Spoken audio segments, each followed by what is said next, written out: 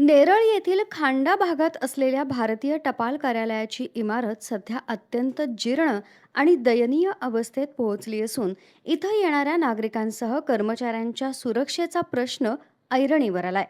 इमारतीच्या बाहेरील भिंतींचं प्लास्टर ठिकठिकाणी निखळलं असून काही भाग कोसळल्यामुळं ही वास्तू पूर्णपणे असुरक्षित आणि दुर्लक्षित दिसत आहे. सध्या सुरू असलेल्या पावसाळ्यात तर या समस्येनं गंभीर रूप धारण केलं असून छतामधून मोठ्या प्रमाणात पाणी गळत असल्यानं ग्राहकांच्या रांगेत उभे राहण्याच्या जागेवरच पाण्याचे डबके साचत आहेत.